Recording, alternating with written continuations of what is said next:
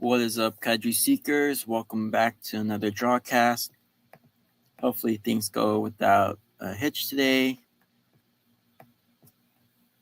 That way, we can just have a nice, smooth stream for today.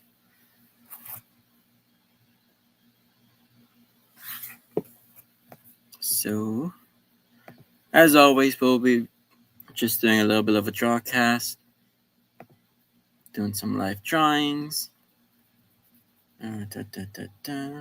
Sharing the screen.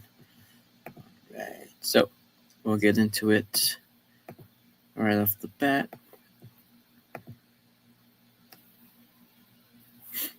Alrighty. Let me down below, as always, any suggestions for the Drawcast. As you know,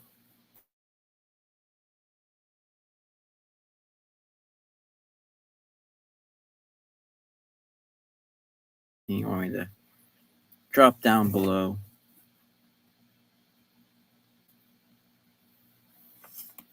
And as well, let's not forget to overlay some nice beats.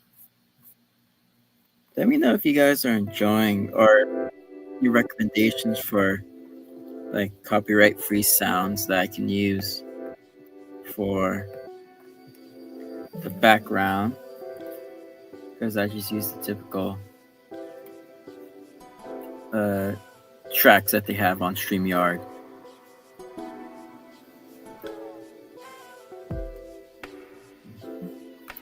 So let's see, what should we start off with?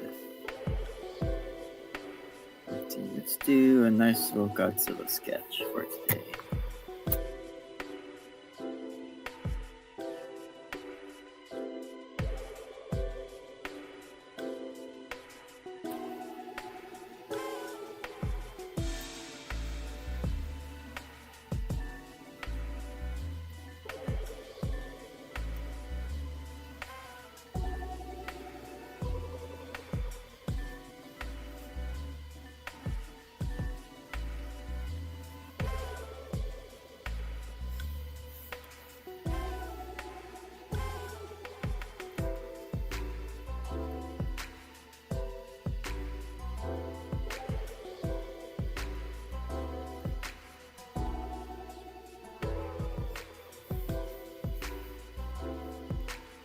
See, how's everyone's week been so far?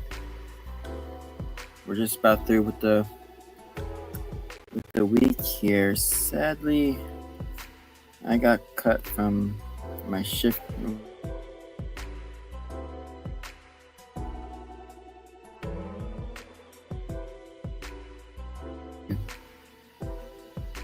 It is raining in LA, and like most rainy days, it is cold, wet, and gloomy. But for some people, there's some appeal in that. I can see the appeal.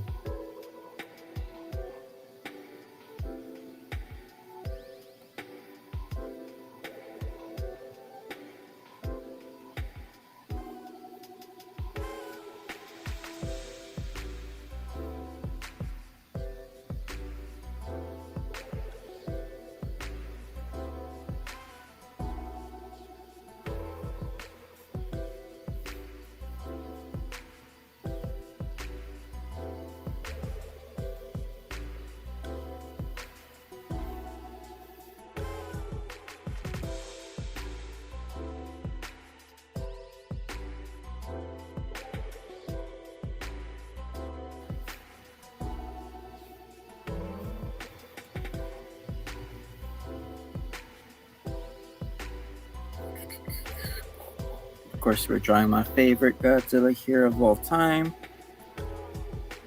which is the 98 Godzilla. Very underrated Godzilla.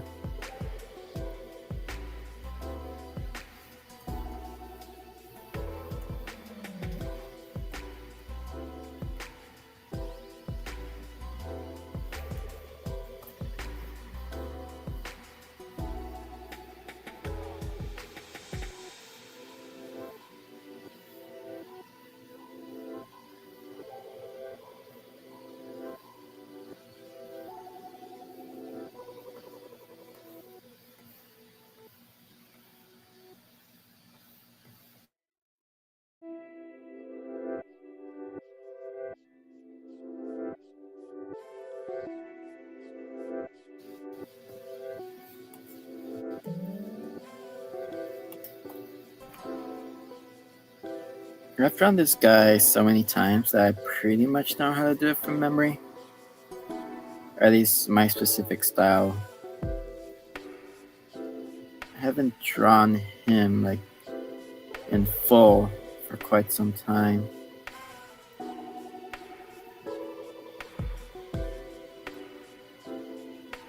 So I guess I'll do him justice today with a little bit of a drawing here.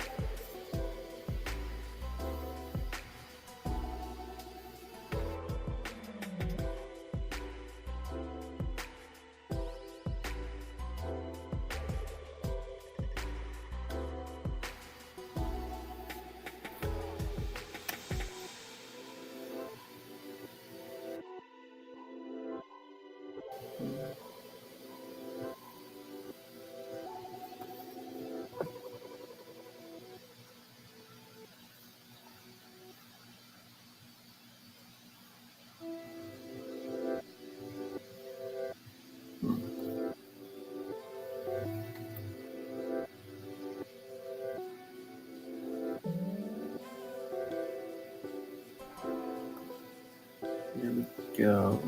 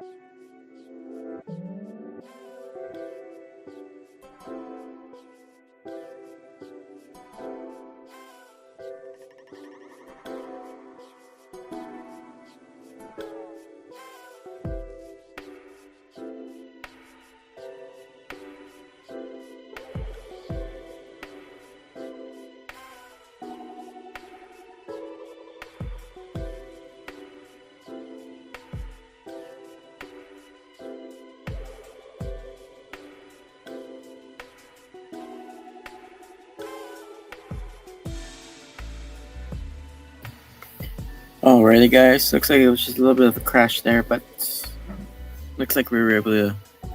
I was just able to share up again. Oh yeah, here we have so far. Look at what we got done.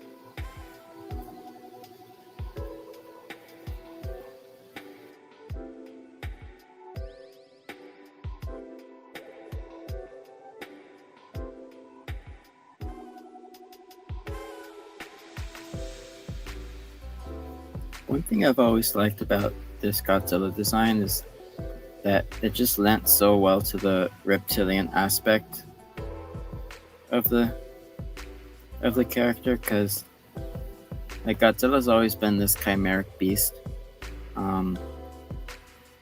that lent heavily into that reptilian dinosaur look, and this one still has that chimeric aspect, since it does just pull from a little bit of everything, from birds to reptiles to even humans, horses, stuff like that. Because when you look into it, this guy is just a hodgepodge of different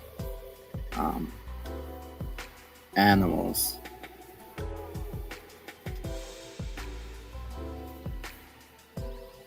Because again, the designer Patrick Totopoulos didn't just want like a bit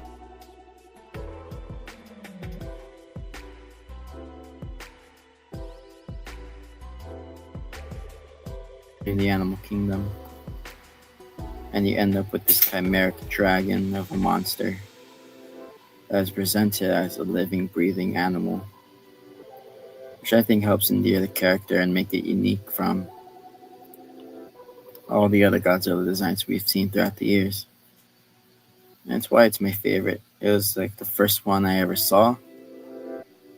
And it was never off-putting to me, because as a kid growing up with all the Godzilla movies, considering he looked different with each film, it sort of just made sense to me that this one looked different.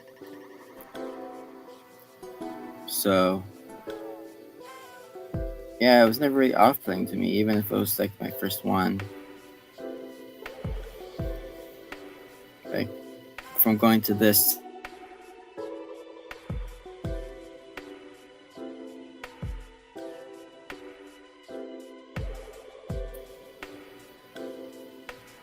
and I just love how sleek and agile it looks and the way it's depicted in the film.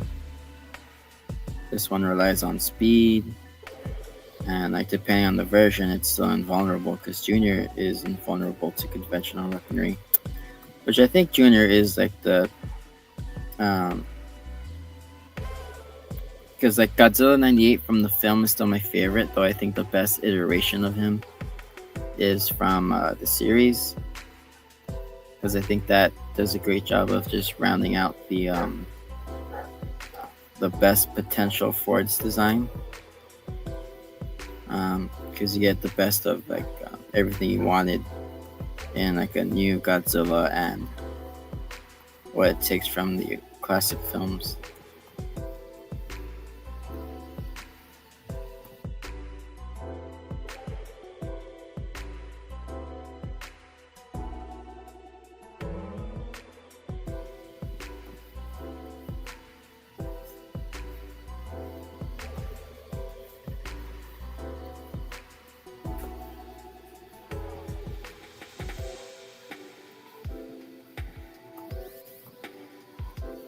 One thing I hate when it comes to artist depictions of this Godzilla is that people draw him ugly intentionally. Like, it's not even like about like the specific art in general. It's like people just tend to draw this one ugly on purpose. And it just shows because of how they draw other Godzilla designs. Like, I don't know why they felt the need to just draw it ugly when in reality it's like one of the most badass looking Godzillas.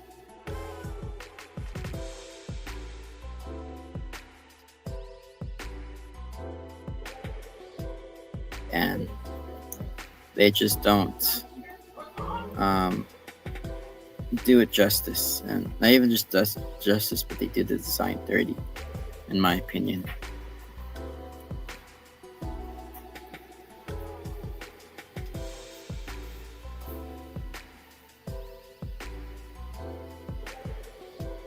Because there's a lot to love about this design.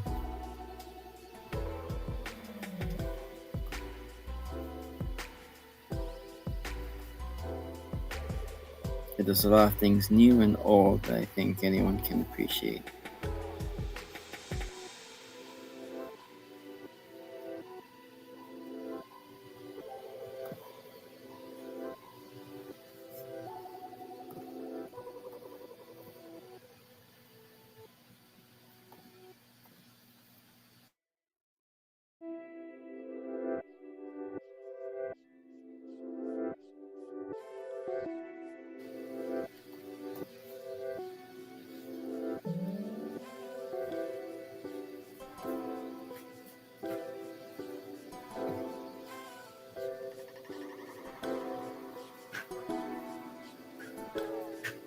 If anyone happened to have seen the video I just dropped the other day, you'll know I do have, it was on a unique item from the Godzilla 98 promotional era.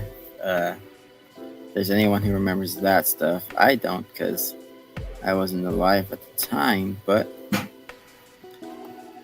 anyone who was alive at the time can know that that movie was everywhere in the later part of the 90s. But after the fact, there was a promotional deal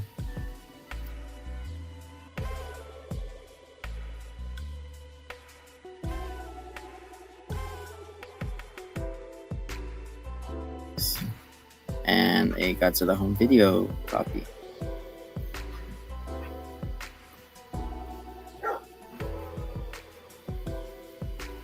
That's a super neat thing. I remember first finding out about it, and I'm like, is that for sale anywhere? Found it on eBay. Almost everything is on eBay. So if you want, go check that out, because it was just a little idea that came up, like, why don't I feature some of this stuff? Because, like, I haven't seen anyone talk about the Godzilla 98 flashlight.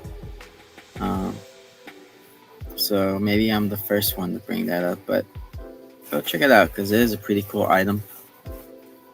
What is up, Elijah?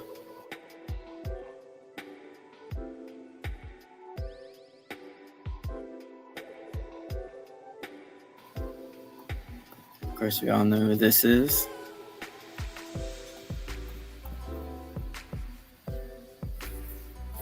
And shout out to you, because I saw you posted that recent, it was what you were doing for the Godzilla anniversary piece I think you did the other year. I forget if you had finished it in time for it, or if you'd posted stuff there, but I think it turned out really well. Your piece did turn out really well, and it's one of my favorite drawings of yours.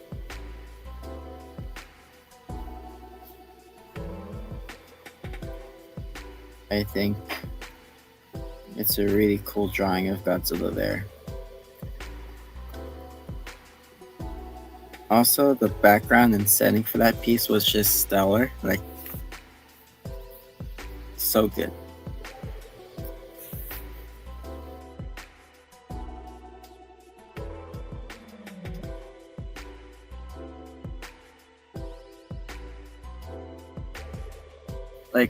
like it makes sense since they're online friends, but a lot of them are like they live in places where like it's like either towards like what would it be like east coast or like yourself like somewhere in the middle. But like around this time, whenever I either have someone on or someone's chatting, they're always having dinner. So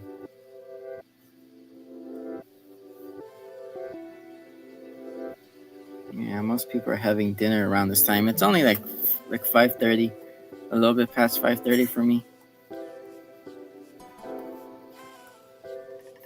and that's barely the crack of dawn or the crack of the evening.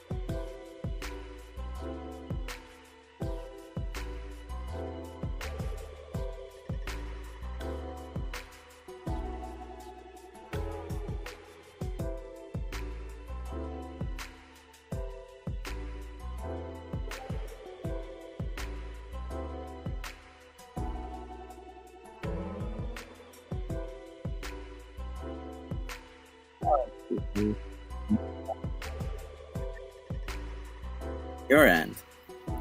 But let's see, let's just get to getting things back on schedule. Because until I get like a better setup, like mentioned getting an Ethernet cable, I might look into that.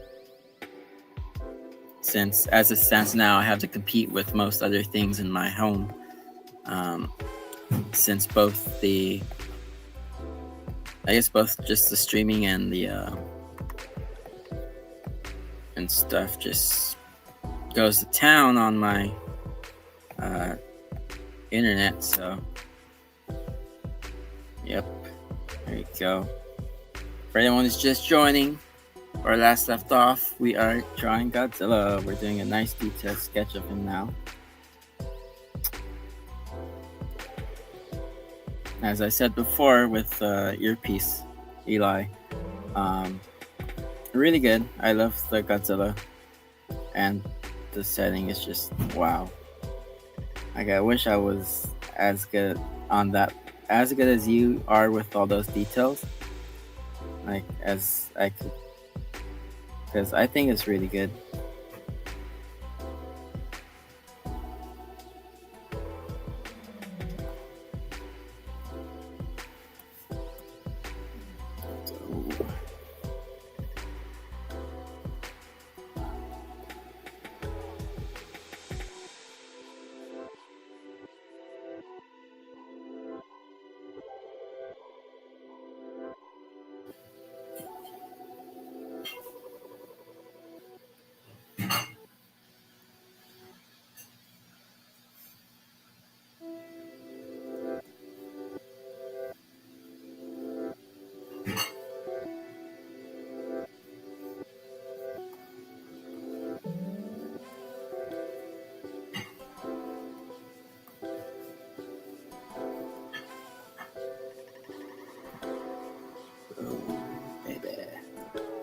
Now, I believe he has some scoots here. So I always go back to your references, but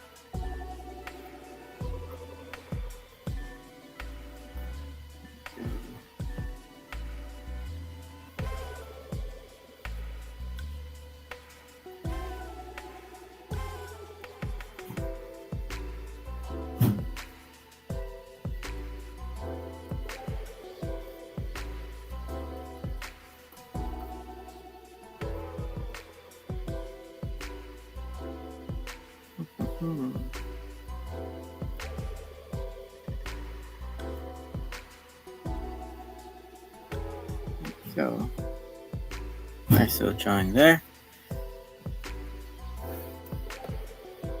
Let me know what you guys think. And remember, if you have any suggestions for any kaijus or creatures to draw, feel free to leave them down below.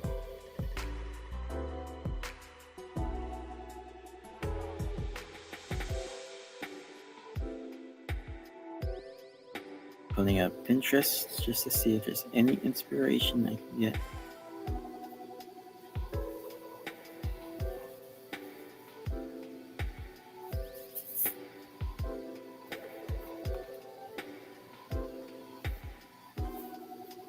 Let's see here. I might go to the page. I already did Baragon in the previous one. Oh, I see. Let's do Anguirus. Oh, wrong color. Let's see.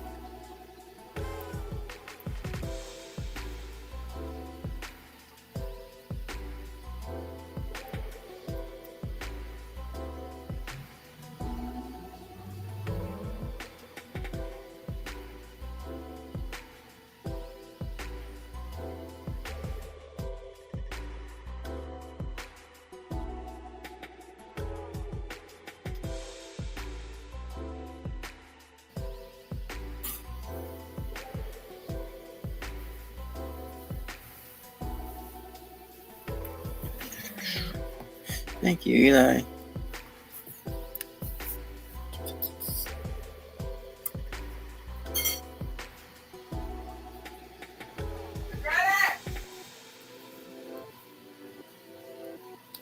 I might be having some dinner now.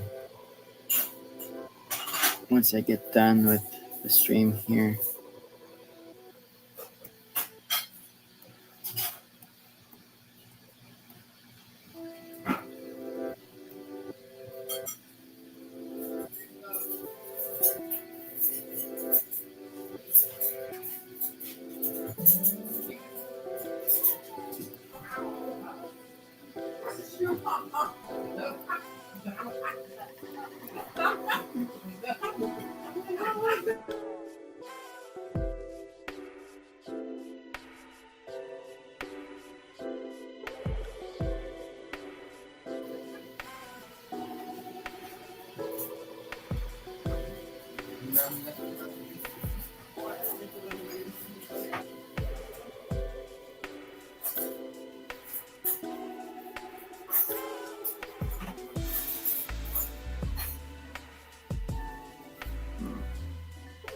I guess it'd be accurate for him.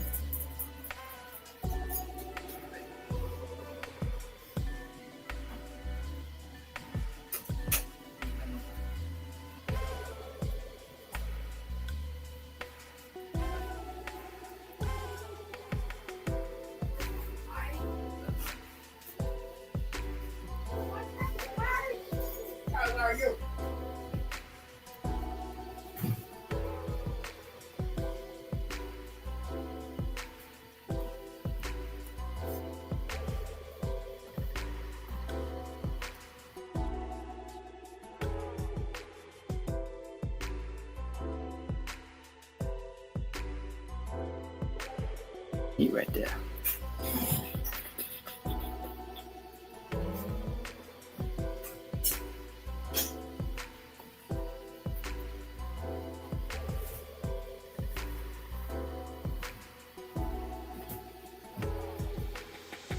What do you guys think?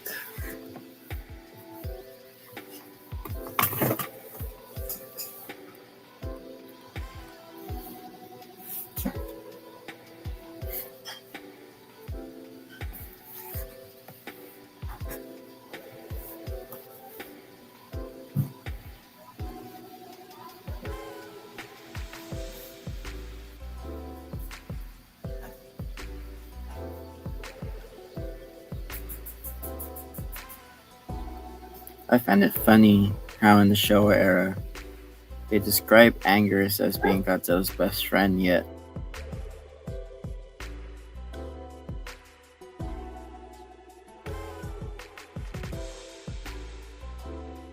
era you can easily see that Godzilla essentially killed this Anguirus' father that is considered Godzilla's best friend, so that's always funny to me. They should make that like the plot line of like a series of movies or something. Or a show or something or other, but like actually solidify that story beat. That would be super funny and like morbid or something.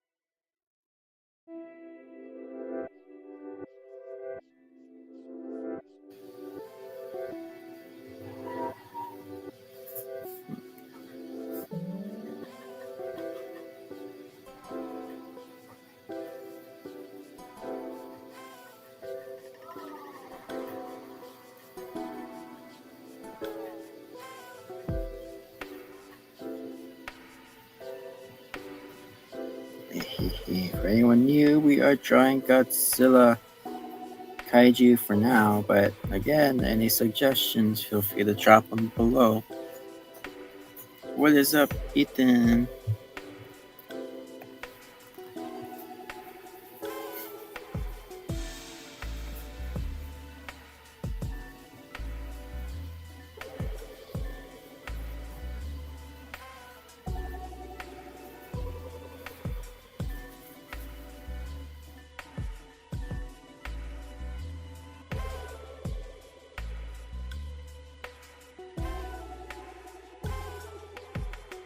It's very important in art, since that's how you get all of your, whether it be realism or cartoons, you always gotta focus on your shapes because those are essentials.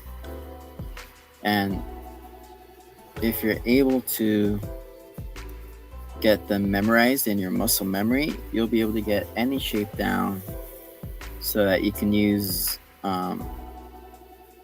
you'll be able to use less and less reference as you go along. Not that it's the preferred way to do art, because references are important. They help you understand things. But in the strange cases where you might not be able to have reference or you want to challenge yourself,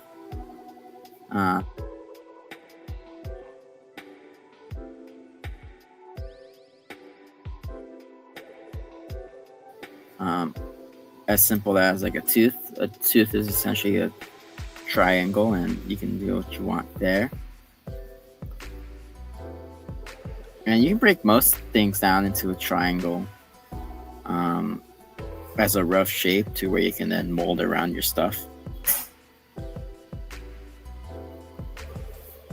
Because when it comes to like how things are formed, you can break them down into their most essential shapes. So you can break down a torso into a set of oddly shaped triangles, but triangles nonetheless. Don't you ever drop the box.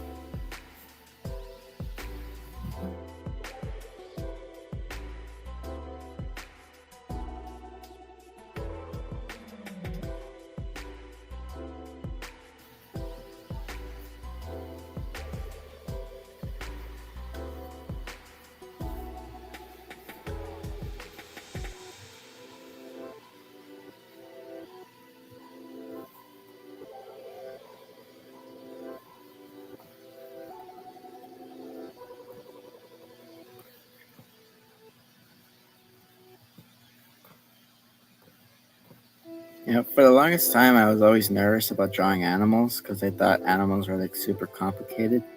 And in some ways, they still are, but once you learn the basics, like I mentioned, you'll be able to draw just about anything from objects to animals to humans. You'll be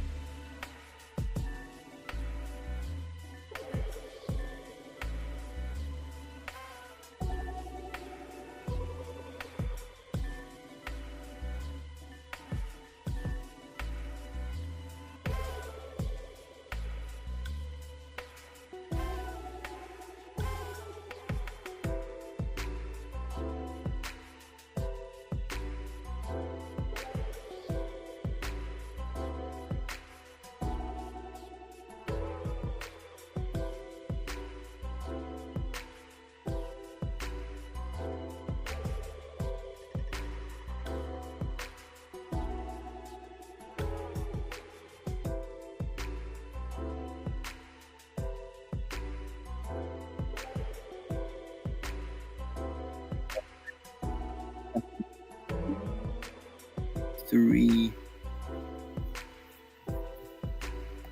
Hello, everybody. So again, let's see here. Let's get back to drawing because that's what we're here for.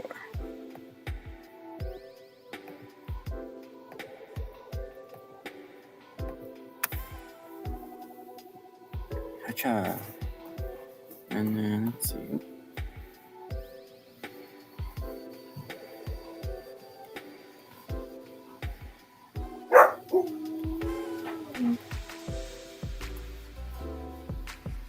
Alright, there we go. We have a little Angara sketch here.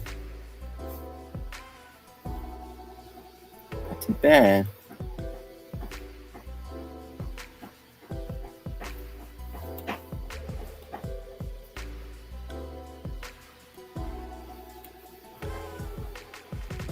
Pretty cool shot, if I do say so myself.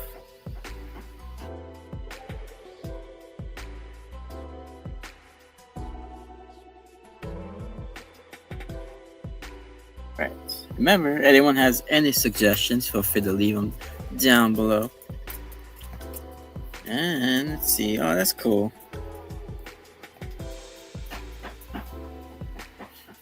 That's cool, Eli. I'm glad that she's been able to get into Godzilla because I know how much you love it, of course. And your sister seemed like a really cool person, so that's cool as well. Hopefully I'll be able to see you guys soon enough. Money's been tight as of yet, so it might be a while.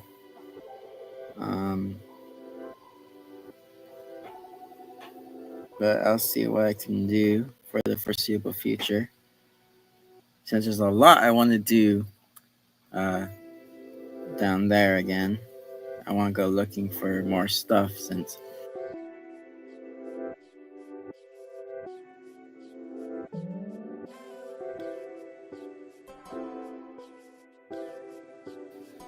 and of course the Trinity trip was super cool as well. But since I'm really big into like the supernatural cryptozoology stuff, that was really cool to see. Like I never expected that, so it was a fun surprise, definitely. And next thing I want to do is like, since you have a car, I want to do like a camping thing. Or I don't know, we'll probably find a cabin. I would want to find a cabin and go looking for Bigfoot because that's my biggest thing. And I know places down in New Mexico where we can find those. And I think it was one of the whatchamacallit. I don't think it's calderas. But those big old volcano places.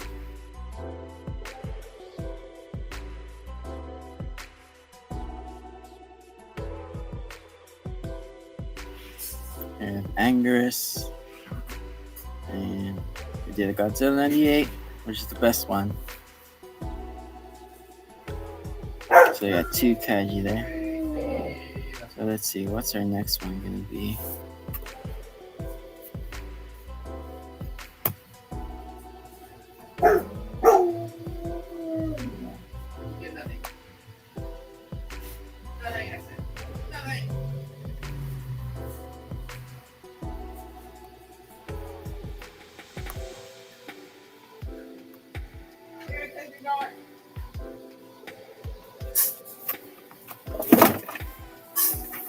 Oh, Valles Caldera.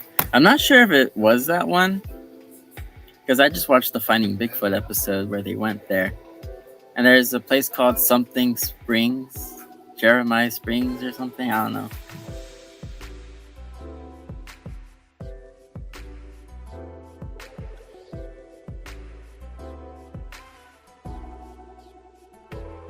I think it was.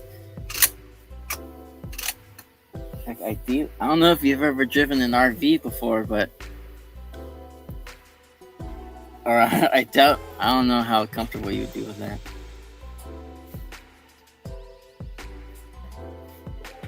Alright, I'll do that.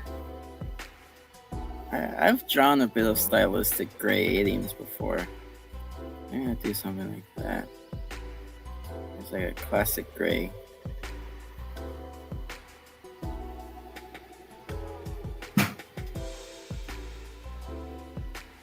I know they tend to have like stuff like this.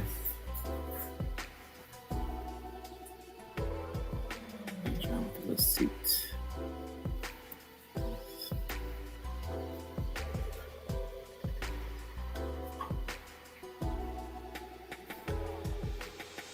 Got a little cartoon.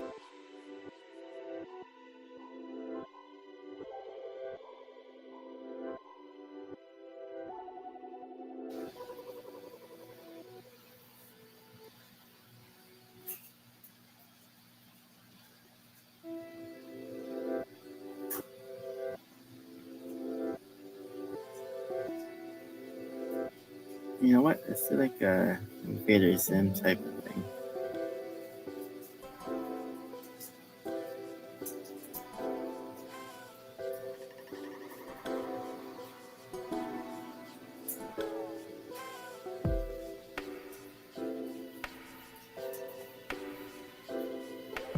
So like, there you go. And then like, I know there's like a design thing for a gray where it's like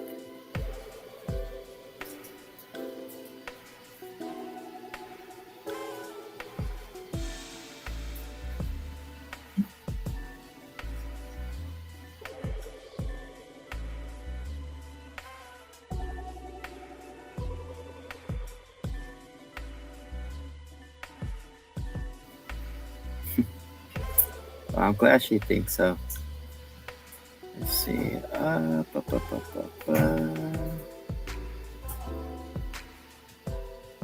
Yeah, their mouths are like these vents that I guess maybe they breathe through.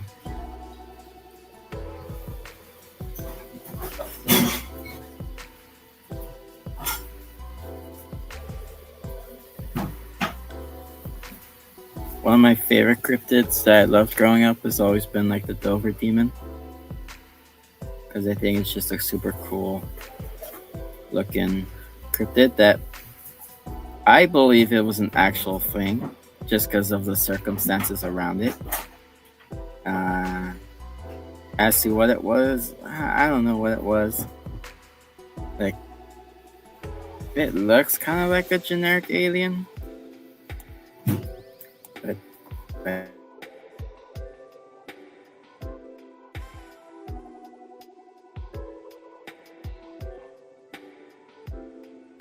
we all did sketches of what is essentially the same thing.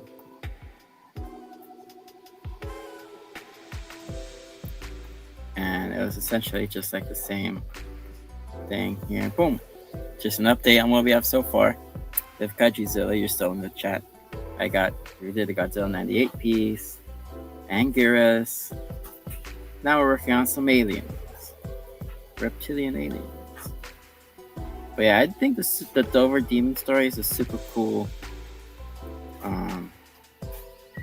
cryptid story, since like the circumstances are very legitimate in my opinion, since it was a small town. So like small towns like that, people tend to know each other.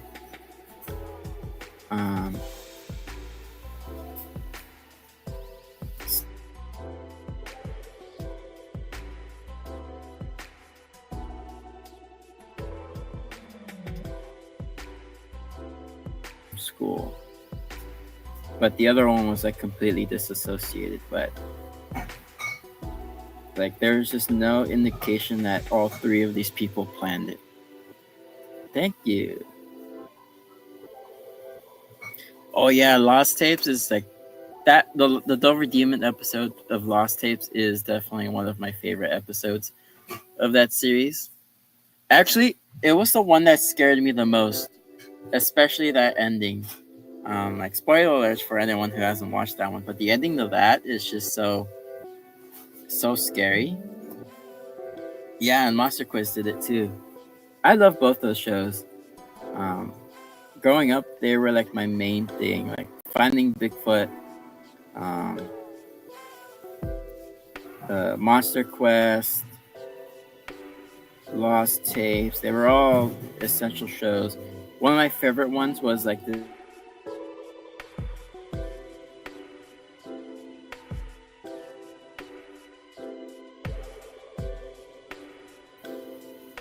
trying to trap different monsters all across, mostly like the West Virginia part.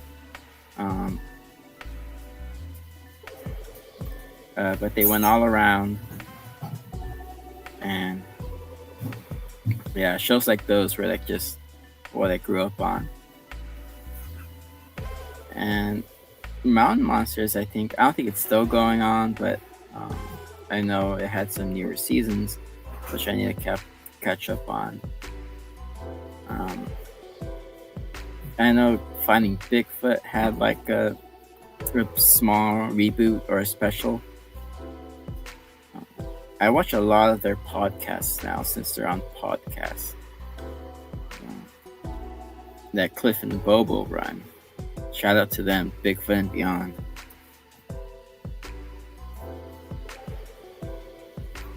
We have a little bit of a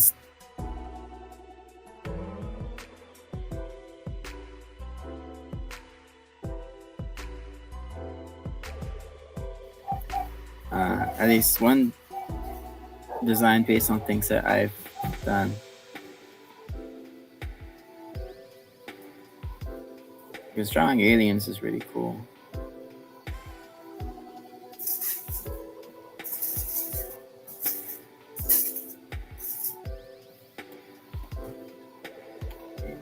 Yeah.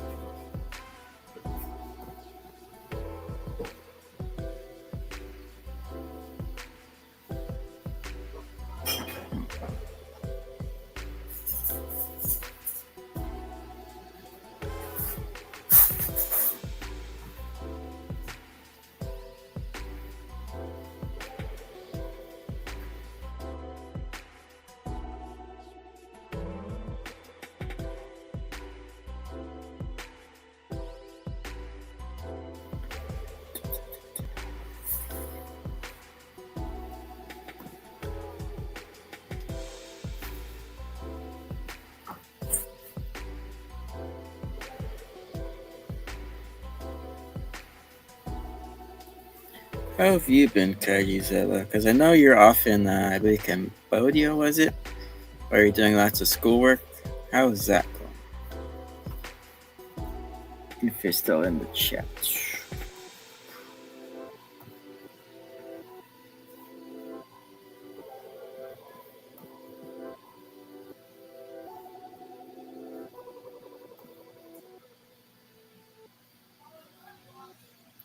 And aside from that,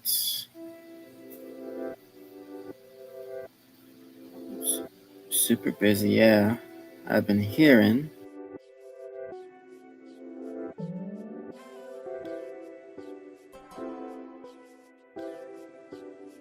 Could be because work has been dwindling. I saw a recent up, whatchamacallit. Well, I've been getting more work lately, both on some commissions and both my regular job. But since the fires started a while ago,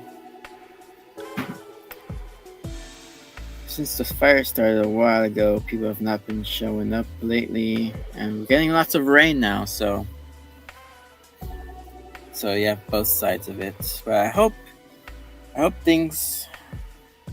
Let's see. I hope the bad things going on in your life uh, start doing better. Just keep your chin up and keep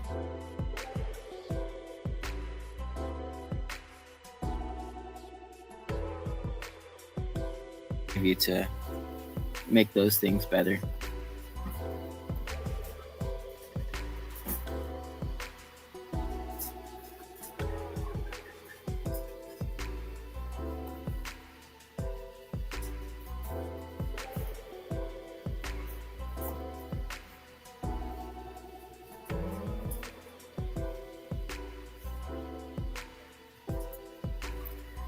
You know, unfortunately, I wasn't able to catch the eclipse. I mean, first I heard of it was actually your tweet um, uh, about your update because I actually read all that backwards. Because I saw your tweet saying you got to see it with your sister, I think. And then I saw your tweet saying that you thought you weren't going to see it because of the cloud covers or something. And then I saw your tweet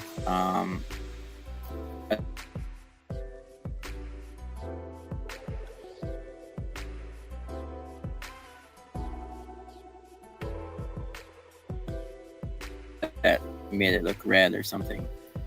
I've only seen that one other time, but I didn't get to see it last night.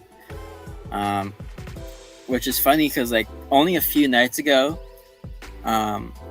like I think maybe the night before, there was this weird thing going on in my neighborhood where the police were just all over the place, and we had helicopters overhead. Like literally, the helicopters were circling just right above my house, and they were loud. Like sometimes you forget how loud helicopters are, especially when they're like probably only a few hundred feet above your house.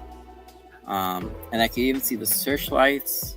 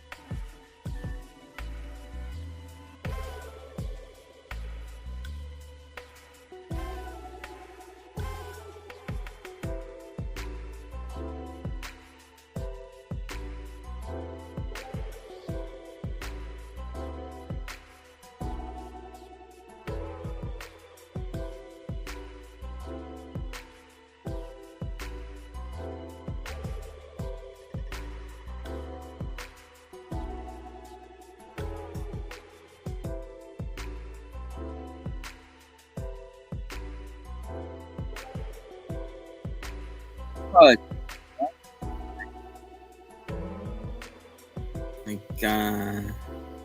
gone for too long, but I am back, and we are continuing the drawcast. But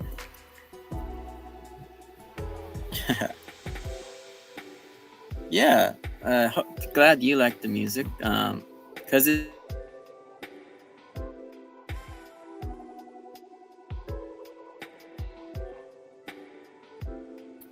hopefully I'll be able to get some better music.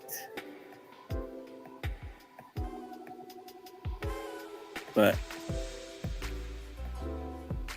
yeah.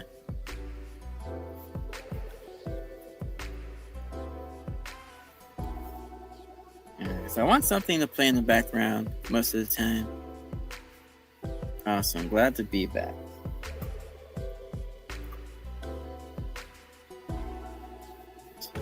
Details.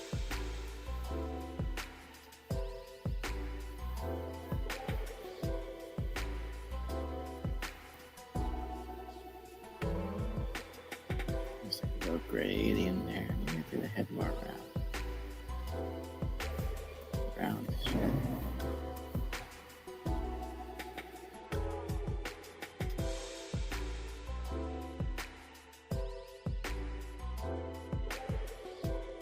Of giving it something other than just like the small slit mouth thing. And my head is like a breathing vent. And like it breathes through like this weird ventilation system. It filters out stuff, and it's just a weird design feature, and it'll probably get its nutrients through something else. Since that's what you hear about aliens, is that aliens will probably look a lot like they won't look like us in any way. So it makes sense that they probably wouldn't have mouths the same way as we do.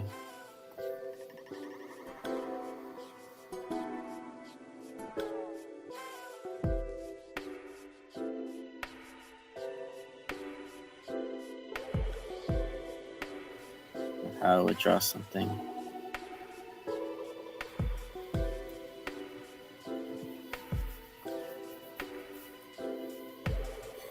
Yeah. Let's see here. Yeah, I know you have trouble with the cities, Eli. And I live in like a little suburban neighborhood thing, so I don't live in like the main part of LA. But it can get pretty crazy there, and just like you can barely see any stars. Some nights are better than others, where there's not as much smog going around. But yeah, although getting to see the small town was pretty fun.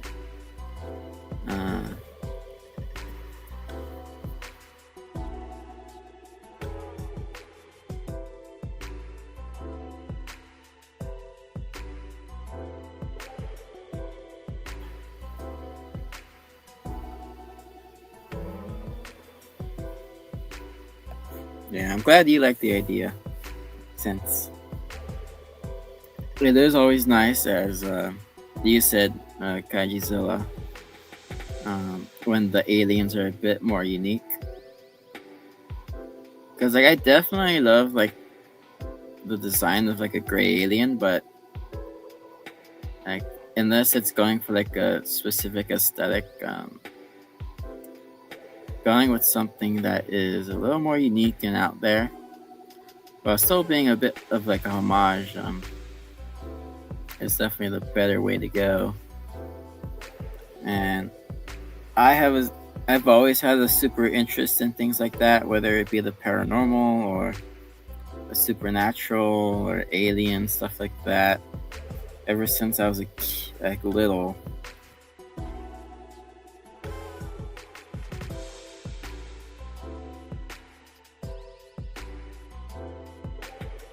shared it on Twitter and maybe a few times beforehand on one of the streams. But um, I had a ghost encounter when I was little, or not little. I was like in late elementary. Um, I want to say maybe sometime in like the 2010s, like early 2010s probably. So I was probably like 10 to 12 at the time. I saw I was playing outside at night.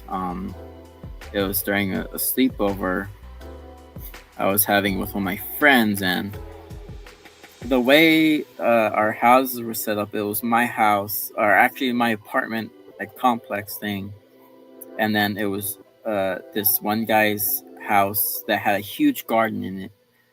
Um, there was this huge garden, and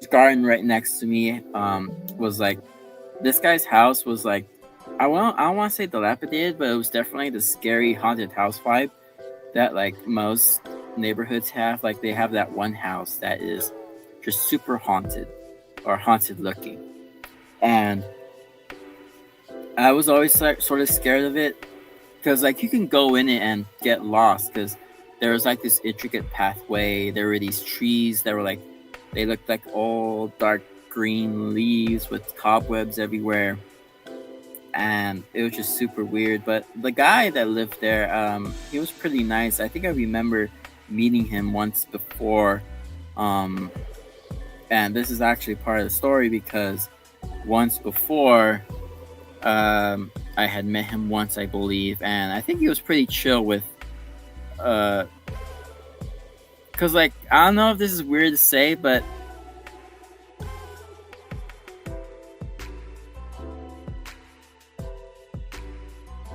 I don't know why I have this memory or if it's like a false thing, but like he would give out either like candy or ice cream or something to the neighborhood kids, and like I don't know if it's because and there was nothing like bad because like saying it nowadays is that's like a pretty weird thing.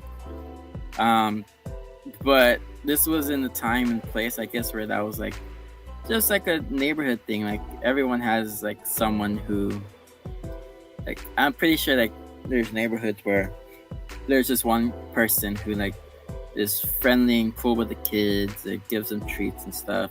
And I think that was like what this guy was. Um, but so we were having to sleep over at my friend's house, and there was this man's house who had a garden in it, and uh, my friends were gaming. I think it was like 5 friends at the time, including me. Like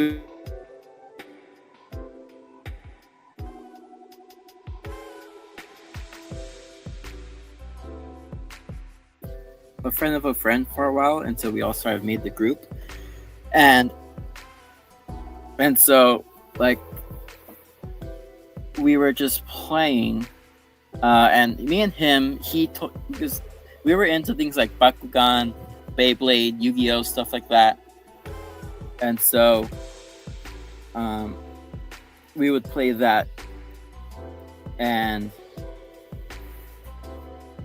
so I'm gonna try it out just because I'm telling the story here, but we would play things like Bakugan and stuff, and we wanted to play. For some reason, we thought it was a good idea to go in the middle of the night to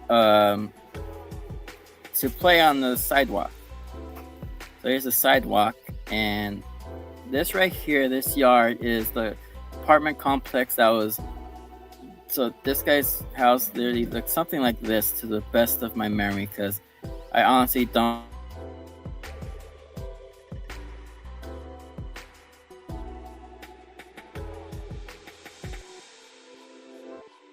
Were like super overgrown. It was like really overgrown, and I just remember there being like cobwebs and stuff, and like we were playing in front of this yard. The kid who I was playing with lived in this apartment complex that's right here, right here, and we were like playing here, and I believe I was sitting here. We were sitting here next to each other playing Bakugan, So we had like the little balls, and you throw them down onto the sidewalk.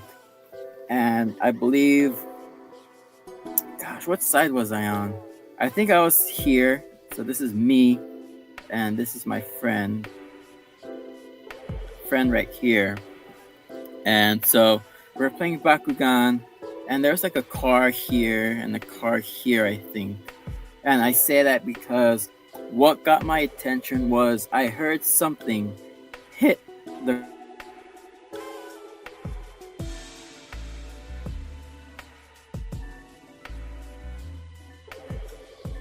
car, and there's like this metal sound here.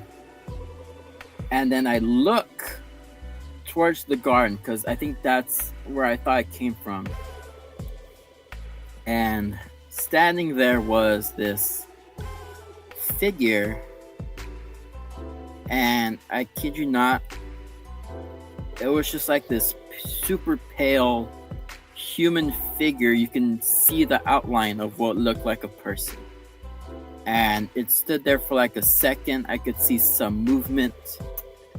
But telling it now, I get a little jittery because it was just super intense at the time. And up to that point, like I said, I was always into cryptozoology, the paranormal, stuff like that. But I had never experienced anything like it. And in that moment, I just saw this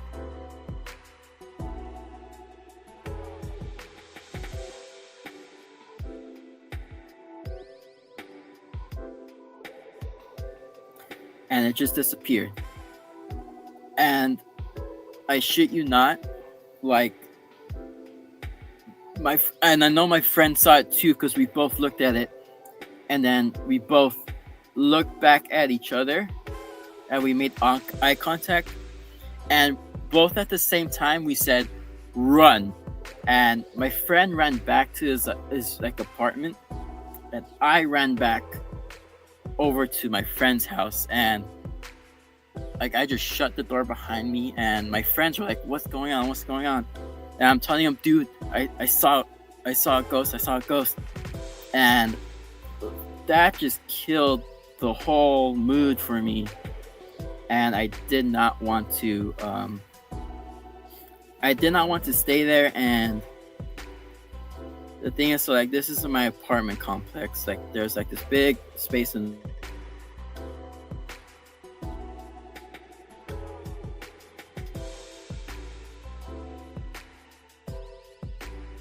figure through the bushes and through the foliage, and then it just like dissipated. It literally dissipated.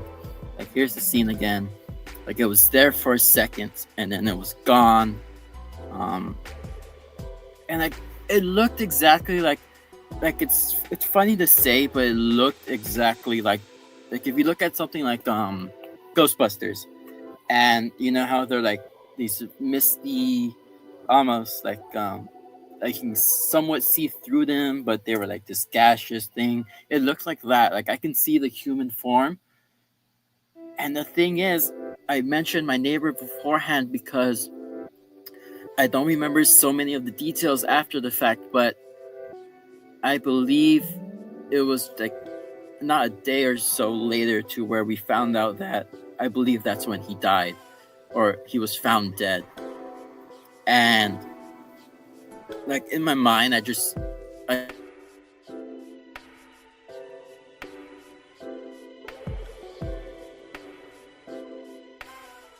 kind of remember that's what I thought the person looked like, or the figure I saw, because I don't know if like my mind is just combining the two things, but I for sure saw something there.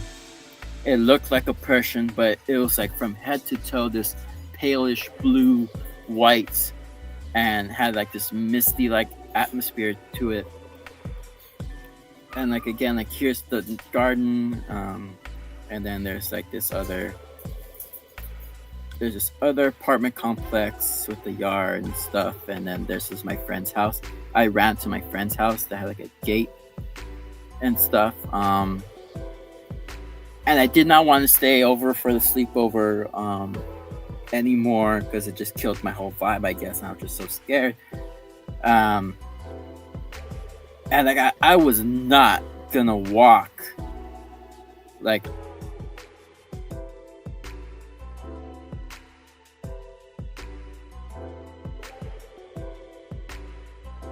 walk and then walk back with me. I begged her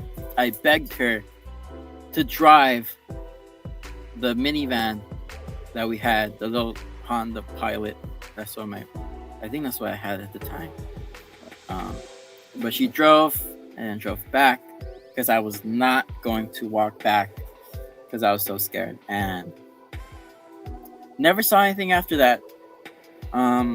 And this was, I believe, I say early 2010 because this was, I believe, somewhat beforehand to where my grandmother passed away, and then we moved after that.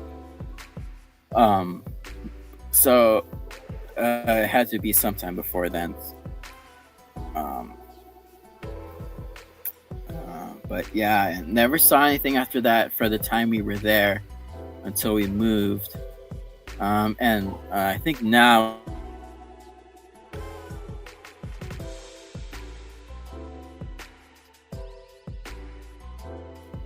all this like bright green foliage and trees, like it's well kept, and it's like a complete 180 from what it used to be. But yeah, like that's like my ghost story, and it was one of like the scariest parts of my life, just because like I know what I saw. It was clear as day, like just this apparition of this person who I might have known, and like it was just so it's so vivid in my mind just seeing it, like. And like part of me doesn't remember what the garden essentially looked like. Like I have this image of it, but the one thing that sticks out in my mind is just seeing this apparition through the foliage, and like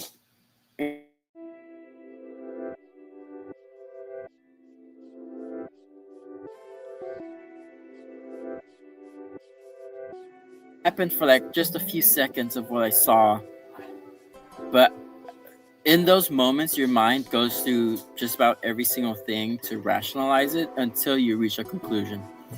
Like if it, like, let's just say it was my neighbor who for some reason was outside at night and throwing rocks at kids. Like that's just not a logical.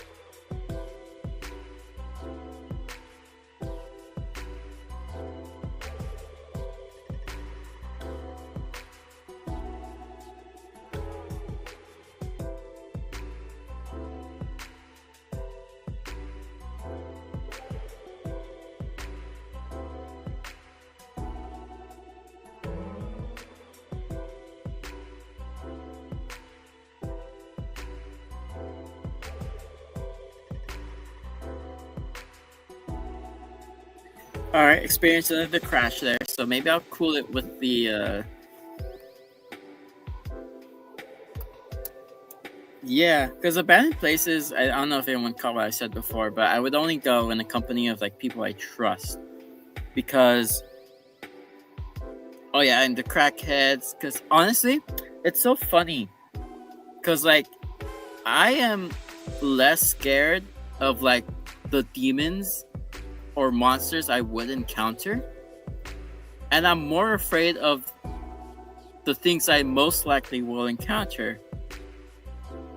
um, because it's real.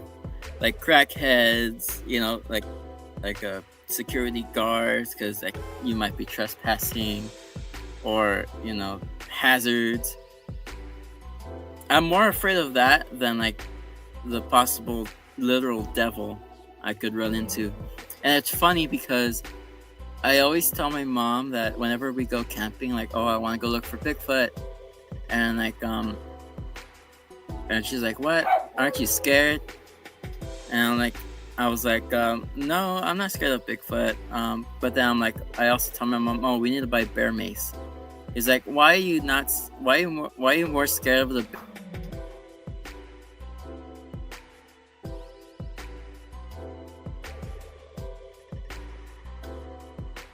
To that, because yeah, I just find it funny. Like I'm scared of and I've seen a bear before. I've had a bear encounter like in the wild, and that scared me shitless.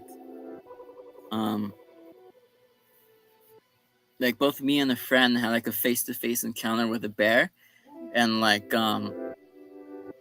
it's that's funny too, because like everyone says like the one thing you don't want to do is run away. The first thing me and my friend do is scream and run away. Like thankfully the bear didn't chase us, because we were it was like this campground where there's and the way it worked is it's just a campground with a bunch of cabins everyone stayed in. So there's like all these rows of like cabins and stuff, like these small little cabins, and like this big lodge with a cafeteria. So we were close. Like we were this thing came into the campground.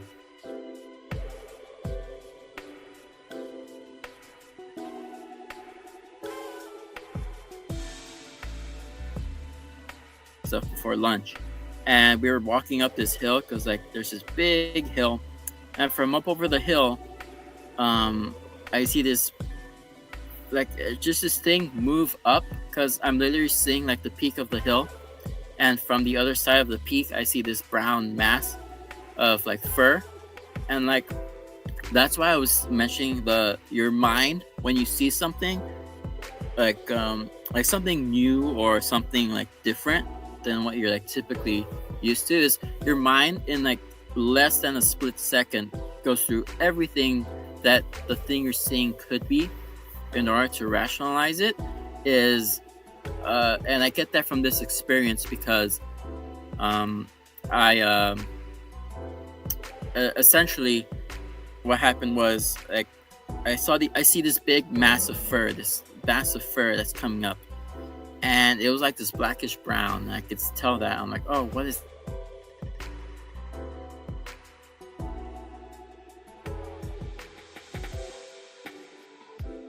coming over the hill? And I thought, is that like a bison? Is that like a moose? And then I start to see the full figure, and oh no, that's a bear. That's a freaking bear. And both me and my friend are seeing it, and I think there's like one cabin in between us, and then the hill begins to start, and we both went on the opposite sides of this cabin, and then we both see the bear coming over the peak of the hill, and I look over towards him, and we're both pointing at it, and we're like, bear, bear, bear, and then we start running towards the cafeteria place, and we're screaming, bear, bear, bear, and all the people there who are lined up to get food look over at us, and they're saying, oh my god, oh my god. And then we had the counselor people go up and make sure everyone's all right, and I think they chased off the bear, because I could see it running down the side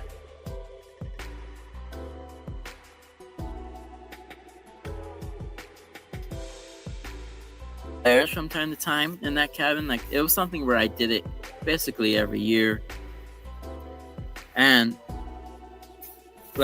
we got bears there, but that's the first time I ever had a face-to-face encounter with a bear in the wild. Because sure, I'd see them at zoos and stuff, but I had never seen something like that in the wild. And yeah, we would get them from time to time, but that was my first time ever actually seeing one, which was super scary. And yeah, so that's my ghost story and my bear story. Um, and it just goes to show, like I was saying, like kids when they're young, you don't have to discredit kids when it comes to stories they tell. Um, like you can like don't write them off just because they're kids, because most kids are gonna.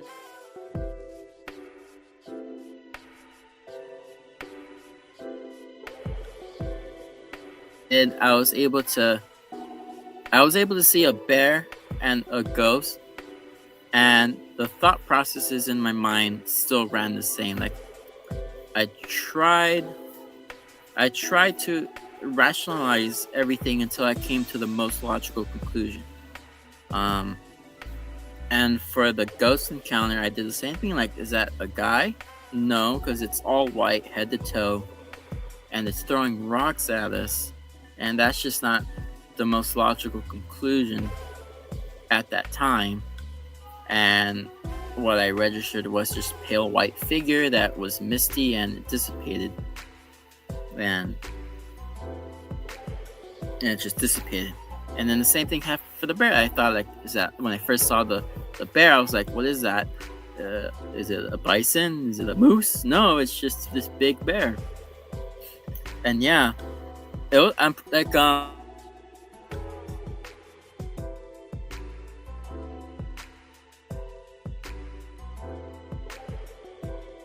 sure this is what it was. And yeah, like you said, they're big animals.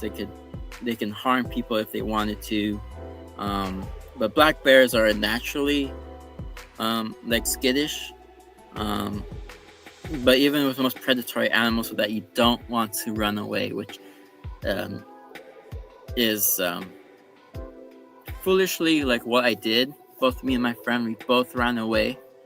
But thankfully, we ran towards like more people. Like it's not like we ran away in the middle of the woods. We ran towards more civilization and more people. So the bear probably wouldn't have chased us either way, because like we were running towards more people, to where if things went down, realistically, or in this animal's mind, it probably wouldn't have the best chances.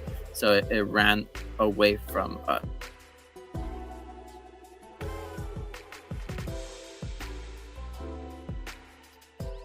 The thing you want to do with a black bear is like fight, because they're the smaller species of bear than the grizzly. So if you just make a loud noise and make yourself big and tough, it'll probably just leave you alone. Like the only other case would be obviously a mama bear with cubs, but thankfully this was not a mama bear either way, because it was just the one bear. Like, I don't know, I see whether it was female or not, but it wasn't a mama bear because there weren't any cubs. And it obviously crossed the road, because beyond the hill where I saw it, there was a road, like a mountain road. Still don't want to fight a black bear. Like, yeah, that's only a life in danger. It's on top of you or charging you. Like fight back, make yourself loud, but it's still probably not gonna win a fight. But like, if the bear wanted to, you're probably not gonna win that fight.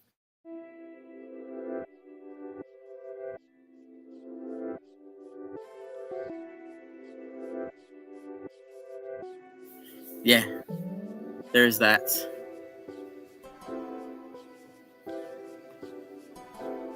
Let's see, we're going on and about to hit an hour 30. Let's see, what more is there to talk about? Let's see. I know that. Let's see. I've already talked about some Monsterverse stuff, but let's see.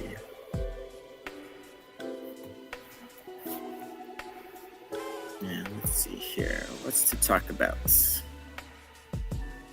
see. Oh yeah, I did get some new pets recently, so maybe I'll feature some of them here. Yeah, mountain lions are scary too. Saw one at the zoo in Albuquerque. Yeah, mountain lions.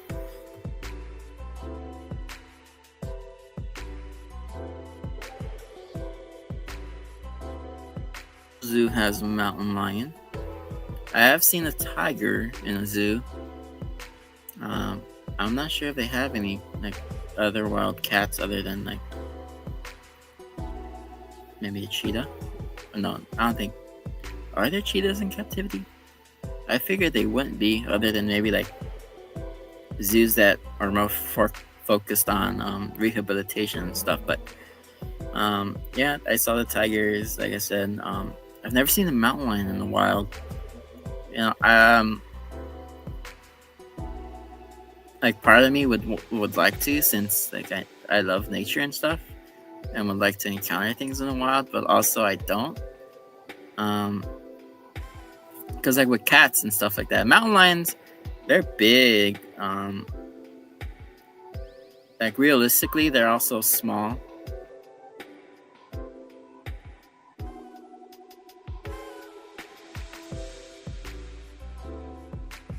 I remember seeing a picture of like what a wolf looks like next to a husky, and like wolves are big.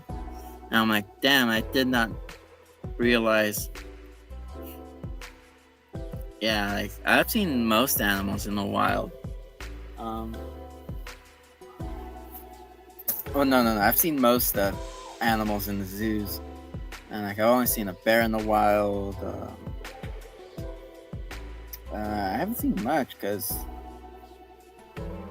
whenever I've gone camping at that campground, like it's pretty much all cabins and stuff, so we barely see any wildlife come through because it all mostly stays away. Yeah, I've seen like frogs and stuff, lizards, stuff like that. I go herping, as it's called. I always go herping whenever I go to out in the woods and stuff. And like I've seen,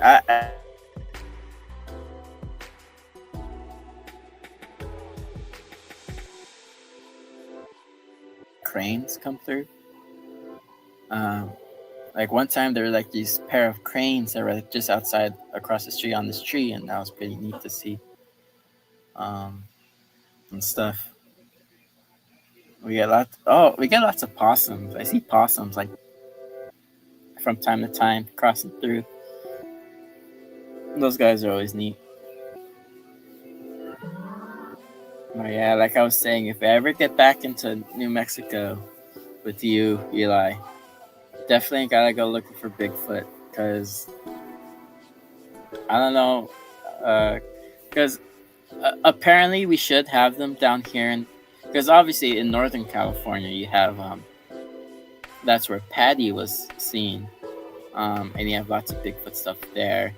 Which personally, I believe that the Patterson-Gimlin film does depict a real Bigfoot.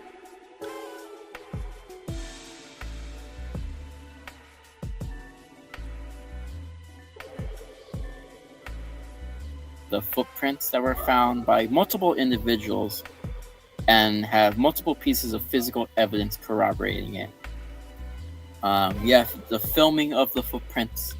You have the physical casts that were made that match all of the footprints that were casts and seen in the video, which were all found by multiple people, both, I want to say, like immediately after the film was taking place. And then you have,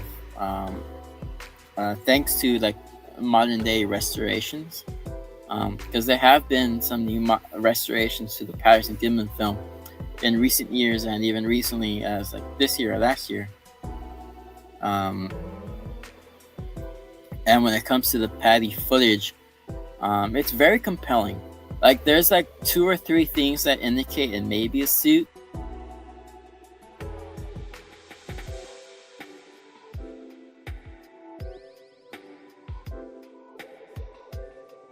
The best type of evidence, because it can only be one of 2 things, and that it's either a guy in a suit or it's a Bigfoot.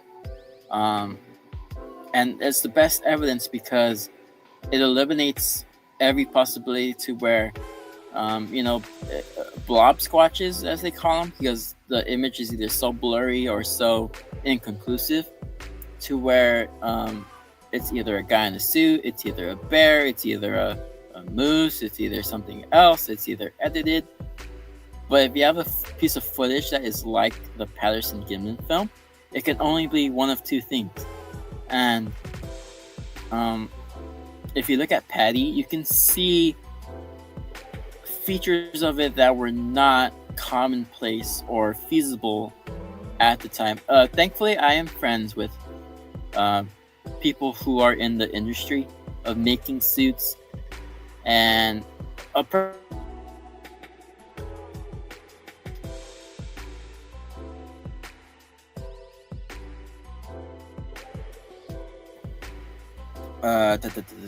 yeah, like I said, I think he said he believes it is a suit, and I lend a lot of credence to suit actors because there's people on both sides in the suit acting world who believe it is either a man in a suit or an actual creature.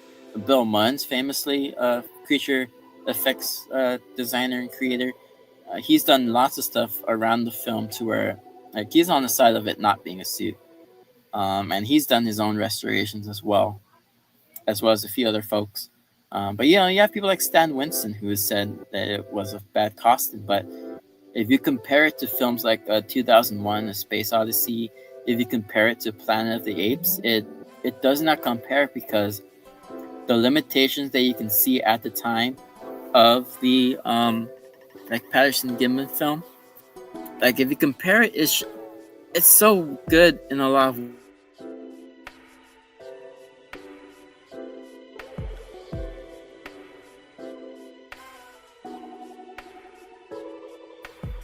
there's a lot of it that looks like just like you can see the muscle, you can see the movements in both the head and the arms, the feet, and like there's just a lot to it that stands out as like it being a real creature. Like let's see, I will share screen here. And share image, window, touch screen.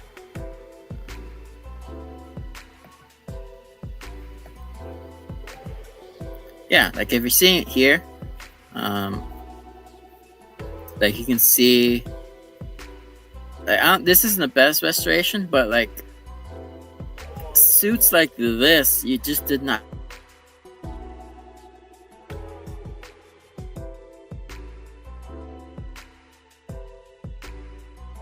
There's no visible seam lines. And the fact that it's even turning its head, like the fact that it's even turning its head right now is indicative of it's not being a suit, because with most ape suits,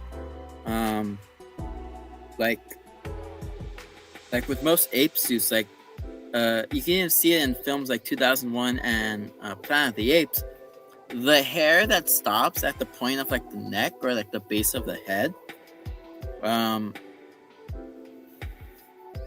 like where it stops, you can see the fur. Whenever the heads of those masks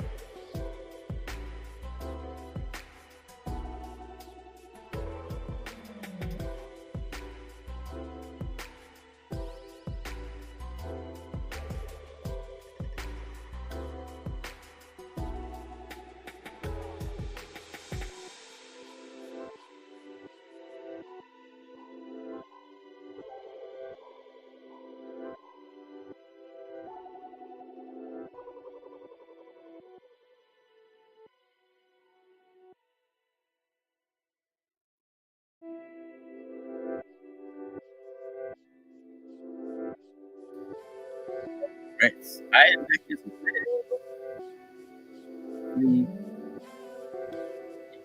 too horribly there, but I was trying to share basically images of the Paddy suit, um, or images there, and like I said, like if you look at suits at the time, they do not compare in many ways to the Patterson Gimlin film.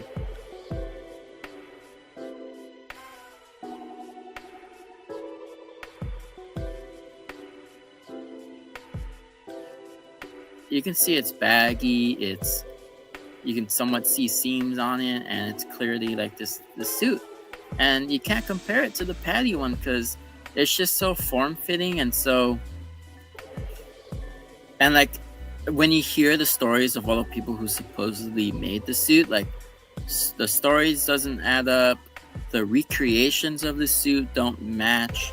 Like I think both the BBC and both who was it that made the other suit? The person who apparently, like Bob Hieronymus, is the guy who says he was in the suit, but like I'm pretty sure if you add up his proportion to it, it doesn't match up because recreations of the film revealed that like Paddy, the subject, is a little over 6 feet, like maybe 6'5" or something like that. Maybe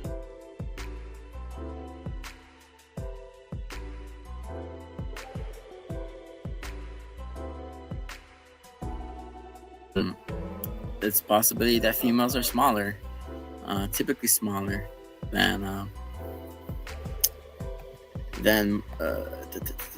you know. But yeah, because like you can also see the breasts on the figure, which like probably wouldn't have been commonplace for costumes. And of course there is like the circumstantial evidence that Patterson has had sketches done in books that he's published. Well, sorry about the microphone if it's cutting in and out. This is probably like the most I've ever talked in a stream because I'm pretty soft spoken, but hopefully the mic isn't as bad.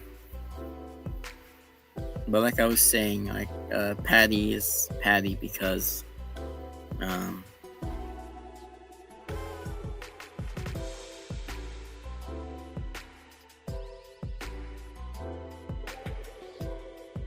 restoration breasts like bounce and they move with Paddy, so it's not like they're these like they're not like these rigid fake features on the suit. Like they have movement to them, so either they were made specifically that way or it's a physical creature.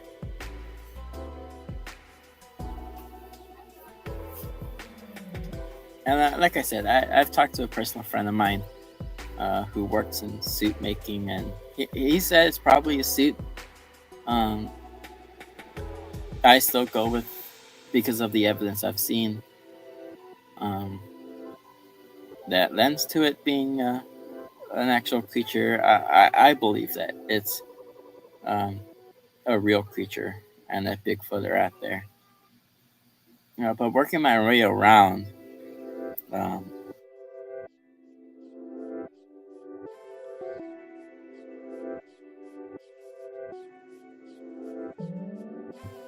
so hopefully I'll be able to do some trips out there.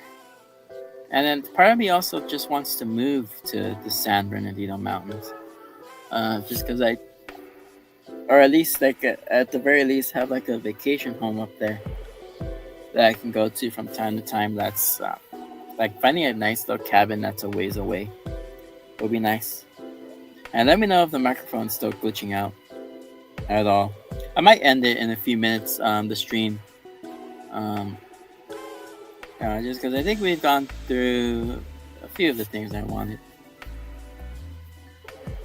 Enjoy the search. Yeah, because like similar to the whole urban exploring, I would want to do it with trusted friends, which is why I want to go down with you, Eli, because I think we have the most likely chance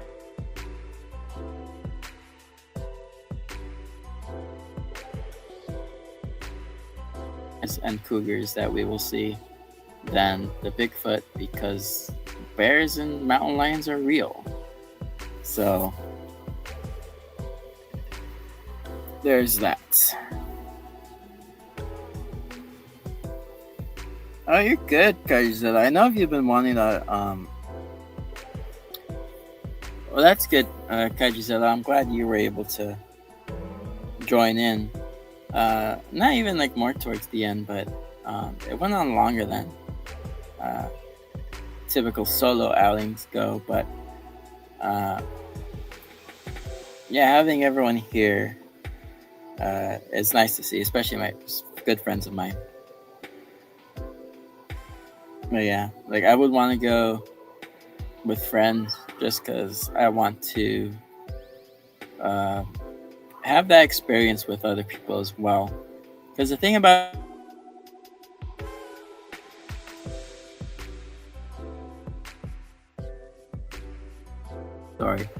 but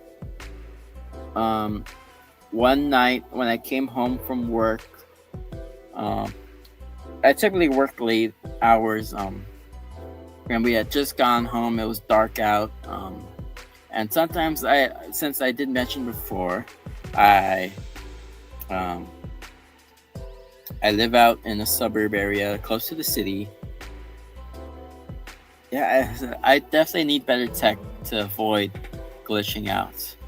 But hopefully, if I speak carefully, it won't. But yeah, I live in a suburb neighborhood, and sometimes I like to look up just to see if I can see anything.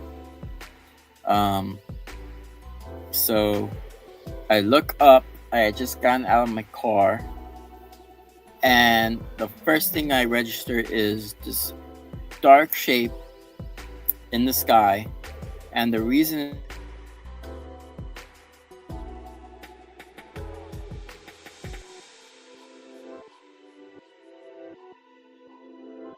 murky dark nights, but this thing was darker than the sky, and it wasn't very cloudy at all. So aside from whatever atmospheric smog there is on the sky, it was pretty clear, and this thing was darker than the sky, and it was your saucer shaped object with a dark color with a bright it was a bright light in the middle, and it goes from, like, it's in the sky and it's moving from right to left, and I see this thing for like a second, and it just goes from right to left, and then as it's moving forward, presumably the front of this thing just starts to vanish, and from the left, which is like from the left side of this object, which is like the front where it's moving towards, it just slowly disappears, and then it's gone.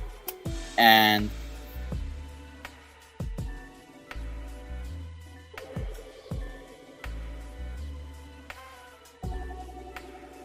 the first thing I was, why is a helicopter so close to my house? And then I realized the shape of this thing, and it's not a helicopter. And like I previously mentioned, I know helicopters make lots of noise, and it wasn't making any noise. It was just like flying, like hovering. Same thing, I want to say it was probably like a few hundred feet above my house. And it just disappeared, because clearly I saw an object there, and now it's not there. And I saw this thing disappear, so it's not like it's any other type of craft. It's not a plane. And all of that is happening in my mind, like, as I see this thing, which was like a second. And my mind is going through all the split-second possibilities to register what I'm seeing. And I just come to this, it's a saucer-shaped object that's darker than the sky with a bright light in the middle. And I've shared a drawing I did, because it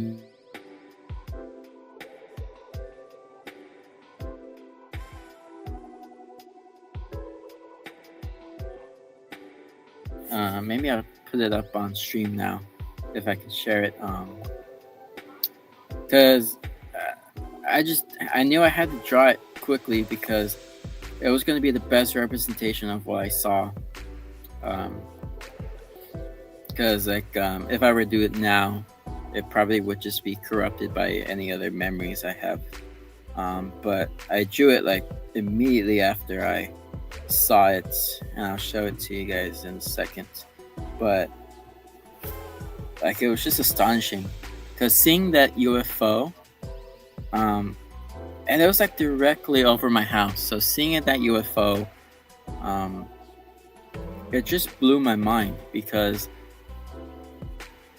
up to that point I had never seen a UFO before. Like I had seen a ghost, and now I'm seeing a UFO. So like, and like there's no way to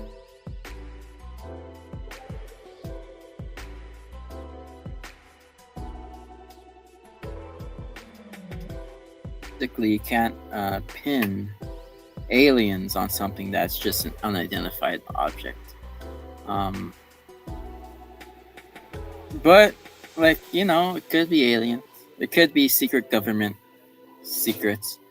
But like, you know, there's nothing at this point in time we know of that's like able to cloak itself in such a way. Like I know we have technology that like can cloak things, but like what I saw, that was clearly this saucer object, like this flying saucer in the sky. And like this was around the time after Nope came out, and I know that might discredit the story because like, oh, maybe I was thinking I saw something, but if you remember Nope, there is a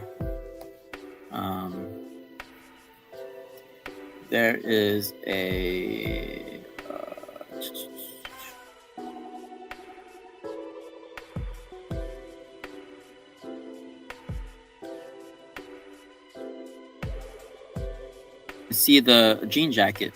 That's the name of the creature because there's a creature in that film, but it's shaped like a UFO. But you can see it moving through the clouds, and that's almost exactly what I saw. But like I said, there was no clouds, so it's not like this thing moved in the cloud cover. It was a clear sky. And the funny thing is, like, immediately after, I noticed that there was like a bunch of helicopters like that were around the same level of this thing. So of course I thought, oh, was it helicopters? But no, like what this thing I saw was clearly distinct from all those helicopters. And like I said, it disappeared in a way to where like it could have been a helicopter. But here you can see this is my artist rendering of what I saw. And like I described, this thing was darker than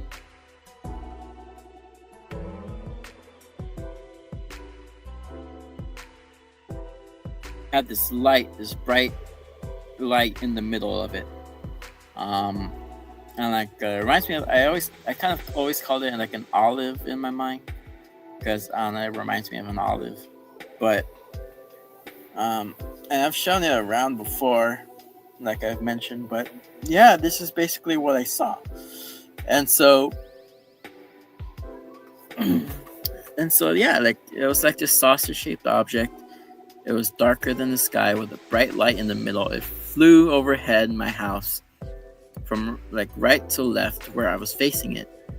And on like one side it just started to disappear until the whole thing was gone. And so like that was my UFO story. And so now I've seen a ghost.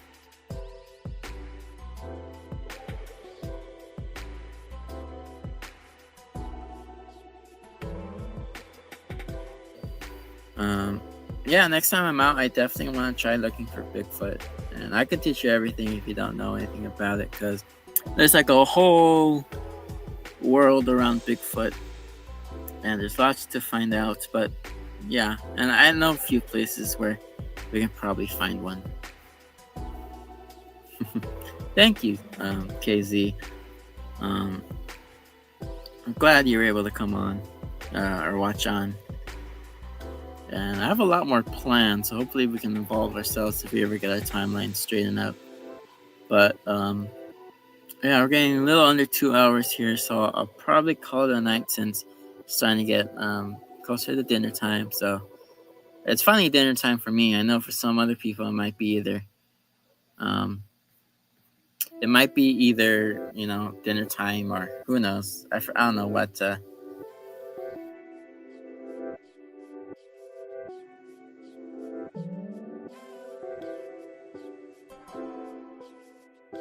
I'm glad it was a fun stream for you guys. Glad to have you guys in there as always. Hopefully we'll be able to see more stuff, but yeah, I guess I'll call it for now. So thanks everybody for coming on. Thank you to the people who are always on, who always come by. Thank you all the Kaiju Seekers who tune in and who will tune in later if you want to watch the VOD, I guess, since it is all recorded on YouTube. Of course, I am the Kaijunaut. Stay tuned for more drawcasts, story times, gaming episodes. We'll probably do some more Titan Chasers from time to time. And hopefully more podcasts with people on. Again, I have commissions open. I